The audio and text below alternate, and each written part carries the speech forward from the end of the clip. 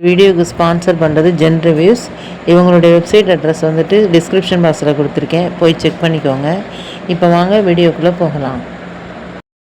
ஞாயிற்றுக்கிழமை தோறும் இந்த மந்திரத்தை சொல்லி வந்தால் உங்களுக்கு ஒரு எதிரி கூட இருக்க மாட்டாங்கங்க.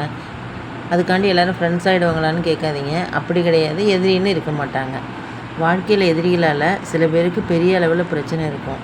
அதுக்காக ஒரு மனிதனால் எதிரியே இல்லாமலும் வாழ முடியாது. வேலை பார்க்குற இடம், தொழில் செய்கிற இடம், நம்ம வீட்டு அக்கம் பக்கம் எங்கே பார்த்தீங்கன்னாலும் நமக்கு எதிராக பேசுகிறவங்க இருக்க தான் செய்வாங்க. எதிரிகளாகவும் இருக்க தான் செய்வாங்க. அதையெல்லாம் பெருசாக எடுத்துக்கிட்டு நம்மளோட எதிரிகள் எல்லாம் அழிஞ்சு போகணும்னு என்றைக்குமே சாமி கும்பிடக்கூடாது. ஆனால் ஒரு சில பேரோட வாழ்க்கையில் ஒரு சில எதிரிகளால் பெரும் அளவில் பாதிப்பு இருக்குங்க. நம்மளை வாழ விடக்கூடாதுன்னு பில்லி சுனியம் பண்ணுறது, நம்ம குடும்பத்துக்கு ரொம்ப எதிர்மறையான ஆற்றலை செய்கிறது, இது போல் ரொம்ப மன உளைச்சல் ஏற்படுத்துகிற ஒரு சில பெரிய கிரிமினலான ஒரு எதிரிங்க இருக்க தான் செய்கிறாங்க. இப்படிப்பட்டவங்களெல்லாம் நம்மள்கிட்ட நெருங்க விடவே கூடாது. இவங்க பக்கமே முழிக்கக்கூடாது. இவங்களை விட்டு அவாய்ட் பண்ணி தான் நம்ம இருக்கணும். ஆனால் இவங்க எதிரின்னு நம்ம நினைக்கிறோம். இவங்க அழிய வேணாம், பாவம், அவங்கள மனுஷங்க தானே. எதிரியை நம்ம பக்கத்தில் திரும்பக்கூடாது, தலை வச்சு படுக்கக்கூடாது. நம்ம வாழ்க்கையில் எதிரிகளோட இடர்பாடுகள் உண்டாக்கக்கூடாது.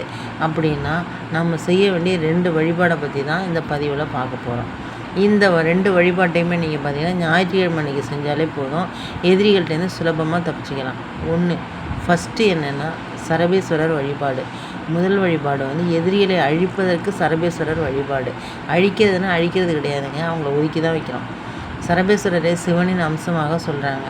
பெருமாள் பக்த பிரகலாதனை அழிப்பதற்கு நரசிம்ம அவதாரம் எடுத்து ரொம்ப உக்கரத்தோட கோபத்தோடு இருந்தார். அவரை யாராலையும் சாந்தம் செய்ய முடியலை. அந்த நேரத்தில் சிவபெருமான் சரபேஸ்வரரை அவதாரம் எடுத்து நரசிம்மரை கட்டி அணைச்சி அவருடைய கோபத்தை தணிச்சதாக சொல்லப்படுது. இந்த சரபேஸ்வரரை வணங்குறவங்களுக்கு எதிரி தொல்லை, கண் திருஷ்டி தொல்லை, ஏவல், வெள்ளி சுனியத்தால் தொல்லைங்கிறதே இருக்காது. சரபேஸ்வரரை வணங்குறதுக்கு உகந்த நேரம் எதுனா பிரதோஷ நேரம். பிரதோஷம் வரும்போது சரபேஸ்வரரை மனசார நினச்சி ஓம் சரபேஸ்வரரை போற்றி போற்றி அப்படின்னு மந்திரத்தை உச்சரித்து வழிபடுறது நல்லது. அது இல்லை அப்படின்னா ஞாயிற்றுக்கிழமை வரக்கூடிய ராகு கால நேரம் இருக்குல்ல, அந்த டைமில் இந்த சரபேஸ்வரர் வழிபாடு செய்யலாம்.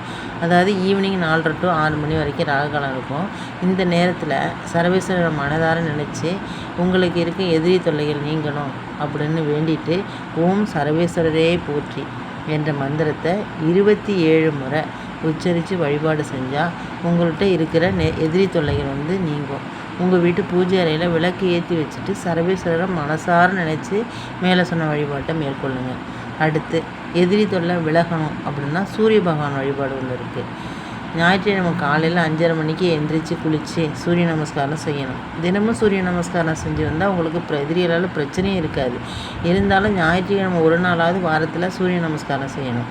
சூரியனை விட்டு, அதாவது சூரியன் நமஸ்காரம் செஞ்சுட்டு சத்ரு நாசாய ஓம் ஹ்ரீம் க்ரீம் சூர்யாய நமக என்ற மந்திரத்தை காலையில் 6 மணியில் அந்த டைமில் 27 முறை சொல்லி வரணும். அப்படி சொல்லி வந்தால் வாழ்க்கையில் எதிரி பிரச்சனை இருக்காதுன்னு நம்ம நம்புகிறோம்.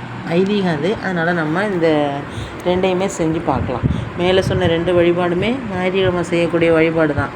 மேலே சொன்ன 2 வழிபாடுகளையும் சேர்த்து செய்யறதா இருந்தாலும் சரி, முடியாது இல்லை ஏதாவது ஒன்று தான் செய்யலாம் அப்படின்னாலும் செய்யுங்க. தாராளமாக நம்பிக்கையோடு செய்யுங்க. உங்களுக்கு எதிரி பிரச்சனை படிப்படியாக குறைய ஆரம்பிக்கும்.